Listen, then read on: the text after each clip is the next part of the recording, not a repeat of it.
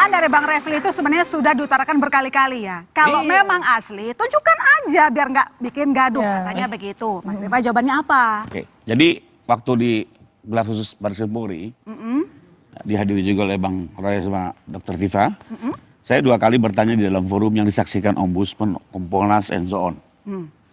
Waktu saya tanyakan, kalau kami tunjukkan ini ijazah, apakah ada yang menjamin ini masalah selesai? Ya kalau asli selesai. Mending satu ruangan. Saya ulang lagi kedua kali. Saya Kalau jawab ini itu. ditunjukkan, ada yang menjamin. Karena kalau betul ada yang menjamin, waktu itu mesti ada Bang Egy sebagai ketua. Kami melihatnya TPU Bang Egy. KPUA ya. Maaf, kalau abang-abang ini kan ahli yang diajukan Bang Egy. Bang Egy Ya. itu paling punya legal standing karena dia melapor. Dia juga diam. Sehingga bagaimana mungkin kami memberikan rekomendasi ke Pak Jokowi untuk ditunjukkan. Satu. Kedua, Kita jawab waktu itu. Oh, enggak ini kan loh, Mbak. berangkat dari begini. Maaf ya. Sekarang ini sesuatu yang fisik ditunjukkan. Oke.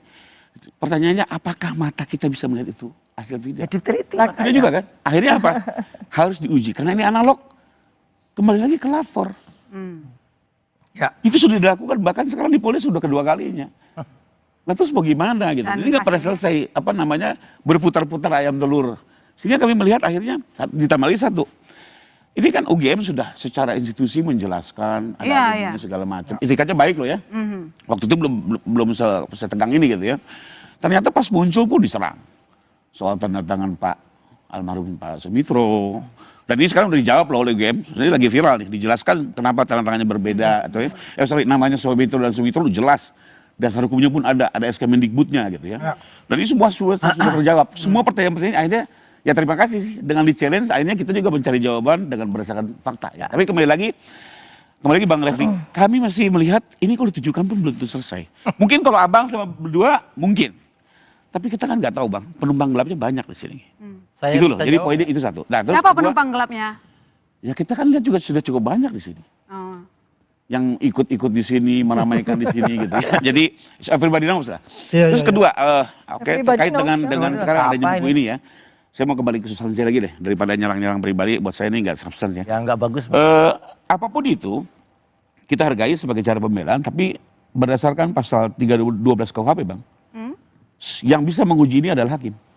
Oke. Jadi penyidik tidak bisa menilai ini. Jelas di 312. Pembelaan terpaksa kepentingan umum itu hanya bisa diselesaikan, yang bisa menafsirkan adalah hakim. Jadi mau nggak mau memang akan dibawa ke persidangan untuk diuji. Sebagai advokat saya juga tetap harus mendorong kalau misalnya terjadi RJ atau apapun Bang. Perdamaian itu juga kewajiban advokat untuk mendorong. Ya. Oke. Tapi kembali lagi, ini semua keputusan dari prinsipal. Dan juga keseriusan kalau memang ini mau diselesaikan. Oke. Saya mau Saya tambahkan sebentar. karena ini karena masalah hukum ya. Ya, Saya ya, tambahkan. silakan. Begini, Di situ saya. bro. Ya, boleh. Kalau kita bicara mengenai urutan-urutan menyelesaikan kasus ini, maka kita lihat harus kausa primanya apa. Ya, kausa primanya adalah pertanyaan apakah ijazah Jokowi asli atau palsu, ya kan? Dan menurut Undang-Undang Perlindungan Saksi dan Korban, mereka yang mau melaporkan, yang akan melaporkan dan lain sebagainya, itu tidak bisa diproses pidana. Sepakat. Kan? Sepakat. Nah, dalam konteks ini kan kita tahu, kalau kausa primanya adalah masalah ijazah, itu dulu yang dibuktikan. Kalau ada putusan hakim yang berkekuatan hukum tetap menyatakan ijazah ini asli, mereka bakal diproses pastinya. Jadi Bang Refli. pencemaran nama baik dan itu relevan, fitnah relevan.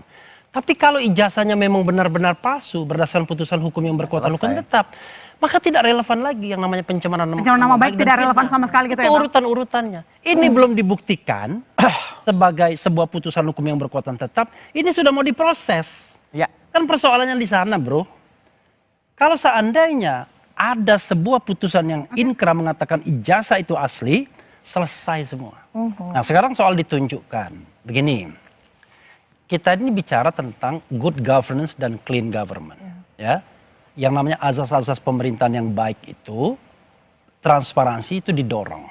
Ya, kalau misalnya Anda minta jaminan, kalau sudah ditunjukkan apakah masih akan ribut atau enggak, saya pastikan kalau palsu pasti akan ribut. Ya, Kalau saya pasti. asli, kalau asli. Ya, kalau palsu. Asli, Kalau palsu. kalaupun orang ribut tuh nggak ada gunanya lagi. Ya. Orang udah asli, ngapain? Saya pasti akan diam kalau asli. UGM polisi udah sederhana. bilang asli Bang. Kalau nanti dulu. palsu Ini saya pasti jawab ribut. dulu. Kalau asli mau semua orang awalnya ribut pasti diam, selesai. Oke, saya dulu ya. Saya mau mengcounter apa yang disampaikan Pak Rifai dulu ya. Oke. Karena saya juga evidence pada waktu gelar perkara khusus. Tadi Pak Rifai mengatakan bahwa kalau ijazah ditunjukkan, kemudian kalian akan diam, semua diam. Enggak betul. Enggak. Jadi pada gelar perkara khusus di mana kami berdua dari 4 saksi. Sebentar Pak ya. Waktu itu kami sudah gelar perkara khusus, kami mengharapkan bahwa semua hasil penelitian kami itu mendapatkan kesempatan untuk kami sampaikan di situ. Tapi saksi ahli seperti kami hanya diberi waktu 5 menit untuk memberikan penjabaran atas sekian beratus halaman. Itu yang buat kami itu tidak fair di situ, ya. Kami tidak bisa memberikan kesaksian keahlian kami. Nah, maka itu salah satu dari alasan kenapa kami yang kami sampaikan untuk gelar perkara khusus yang tidak ada kesempatannya kami bukukan. Biar masyarakat yang lebih pantas untuk menyaksikan, untuk bisa membaca dan untuk bisa mempelajari sesungguhnya seperti apa ijazahnya Pak Joko Widodo. Seperti itu. Jadi tidak benar ya bahwa kami terdiam semua itu tidak benar. Sama sekali. Kemudian yang kedua, saya mau jelaskan lagi soal apa yang disampaikan. Saintis itu kalau Pak Ade Armando ingat ya pada waktu pernah menjadi seorang ilmuwan akademisi. Kita ada operasi yang namanya hipotesis. Hipotesis itu H0 atau H1. Ya, ilmuwan itu beroperasi pada H1. Kalau dalam konteks ijazah, H0 itu adalah ijazah itu palsu. Ya. H1 ijazah itu asli. Ilmuwan atas dasar value ya metodologis kita selalu beroperasi di H1.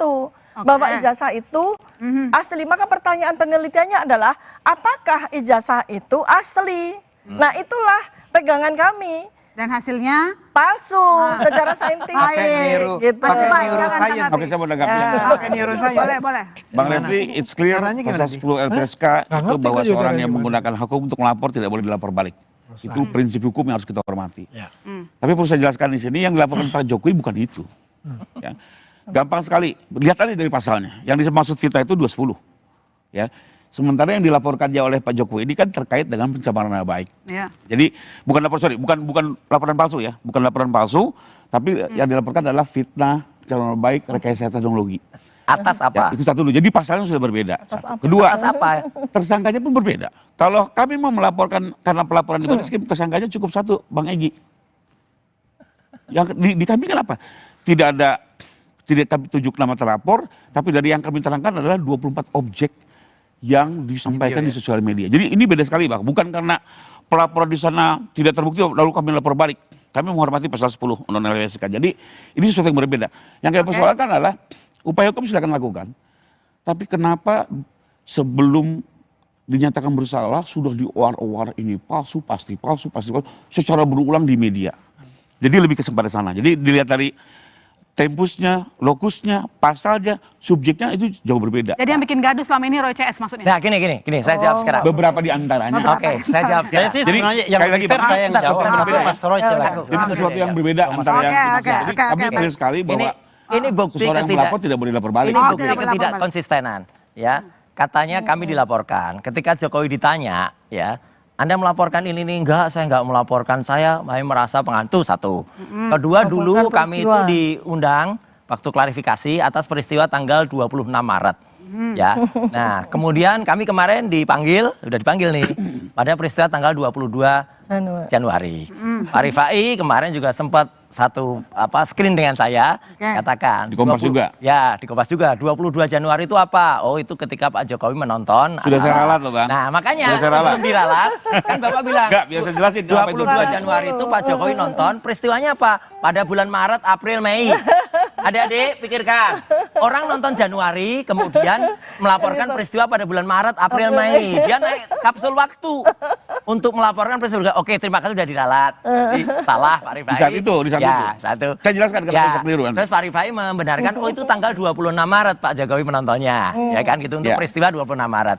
Oke Mbak, tetap ada event 26 Maret, ternyata peristiwa-peristiwanya itu ya April, Mei, Juni. Logis gak itu?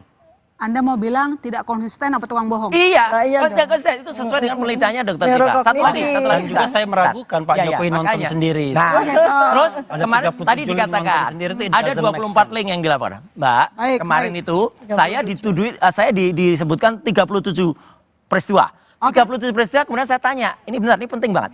37 saya tanya, dari 37 itu yang ada saya berapa? Gitu ya. Setengahnya ada nggak? Gitu ya. Nggak ada Pak, 18 itu nggak ada saya. Oke, seperempatnya ada nggak? Gitu, nggak ada juga. Oke. Sepertiganya apa? Seperlimanya nggak ada. Seperenamnya pun nggak ada. Saksi, ya itu semua harus ngerti. Yang namanya saksi itu harus melihat dan mendengar sendiri. Dia nggak boleh berpendapat. Kalau kemarin saya selaku ahli, pendapat saya karena itu selaku ahli. Tapi kalau selaku saksi ketika dalam kasus ini, saya nggak boleh menceritakan, oh itu Pak Abraham Samad lagi sama ini, terus kesimpulan saya begini. Nggak boleh. Itu nggak. Makanya ketika kemudian saya tanya, apa yang bisa saya katakan? Yang ada saya. Dan di antara 5 itu, ini terus terang saya bilang, 5 itu ada 2 yang dihadiri orang yang pernah hadir di sini untuk terakhir kalinya, Sylvester. Saya bilang Sylvester nggak layak di situ. Dia harusnya dipidana, di penjara. Ketika dia di penjara, kok dia bisa hadir di satu peristiwa, harus dihapus. Akhirnya penyidik juga ngerti. Jadi Mas Baik, Pak, Andi, kita hapus. responnya bagaimana ketidak-konsistenan dari Iya, tim jelas JS nggak katanya. konsisten Nanti itu. dijawab, usai jeda. Dua, share kembali. Habis itu ini aja, habis itu. Enggak, saya